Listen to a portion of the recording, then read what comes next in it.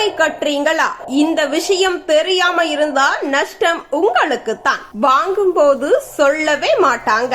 மாதம் மாதம் இஎம்ஐ கட்டுறோமே, அதுல என்ன பிரச்சனை இருக்க போகுதுன்னு நிறைய பேர் நினைப்பாங்க. ஆனா இஎம்ஐ சரியான முறையில் நிர்வகிக்காததால் தான் பலர் தெரியாம கடன் சுழற்சிக்குள் சிக்கிறாங்க. ஆரம்பத்தில் சின்ன தொகையாக இருந்த இஎம்ஐ கொஞ்சம் கொஞ்சமா அதிகரித்து மாத சம்பளத்திலேயே பெரும் பகுதியை எடுத்துக்கொள்ளும் நிலை உருவாகிறது. அதனால இஎம்ஐ கட்டுற ஒவ்வொருவரும் கண்டிப்பா தெரிஞ்சு வச்சிருக்க வேண்டிய சில முக்கிய விஷயங்கள் இருக்கின்றன. முதலில் உங்க மாத வருமானத்தில் எவ்வளவு தொகை இஎம்ஐக்காக செல்கிறது என்பதை கணக்கு பார்க்கணும். நிதி ஆலோசகர்கள் பொதுவாக மாத வருமானத்தில் ஒரு பெரிய பகுதியை முழுவதும் இஎம்ஐக்காக செலவிடாமல் அன்றாட செலவுகள் மற்றும் சேமிப்புக்கும் போதுமான தொகை இருக்க வேண்டும் என்று பரிந்துரைக்கிறார்கள். இல்லை என்றால் எதிர்பாராத செலவுகள் வந்தால் அதை சமாளிப்பது சிரமமாகிவிடும். இஎம்ஐ கட்டும் தேதியை ஒருபோதும் தவறவிடக்கூடாது. ஒரு தவணை தாமதமானால் கூட கூடுதல் அபராதம் வசூலிக்கப்படலாம். அது மட்டுமல்லாமல் தொடர்ந்து தாமதம் ஏற்பட்டால் உங்கள் கடன் வரலாறு பாதிக்கப்பட வாய்ப்பு இருக்கிறது. எதிர்காலத்தில் ஹோம் லோன், கார் லோன் அல்லது பர்சனல் லோன் வாங்கும் போது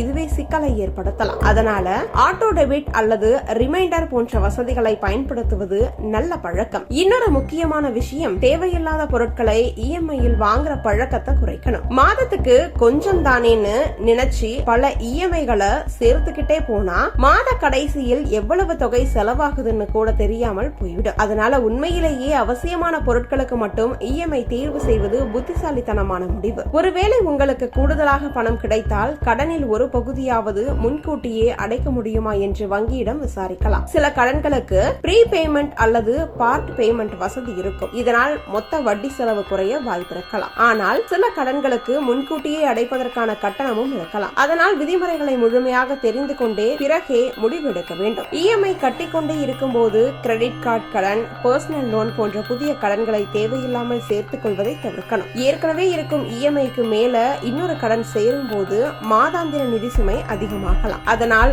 ஒவ்வொரு புதிய கடனையும் வாங்கும் முன் அதை திருப்பி செலுத்தும் திறன் இருக்கிறதா என்பதை ஒருமுறை யோசிக்கணும். இஎம்ஐ என்பது தவறான விஷயம் இல்லை. சரியான திட்டமிடலோடு பயன்படுத்தினால் வீடு வாங்கவும் வாகனம் வாங்கவும் வாழ்க்கையை முன்னேற்றவும் உதவும் ஒரு நிதி வசதிதான். ஆனால் வருமானத்தை மீறி கடன் வாங்குவது, இஎம்ஐ தேதியை தவற விடுவது, தேவையில்லாத செலவுகளுக்காக இஎம்ஐ போடுவது போன்ற பழக்கங்கள் பின்னாளில் பெரிய நிதி சுமையை ஏற்படுத்தலாம். அதனால் இஎம்ஐ கற்றவங்க ஒரு விஷயத்தை மட்டும் மறக்காதீங்க. கடன் வாங்குறது எளிது, ஆனால் அதை திட்டமிட்டு திருப்பி கட்டுறதுதான் உண்மையான புத்திசாலித்தனம்.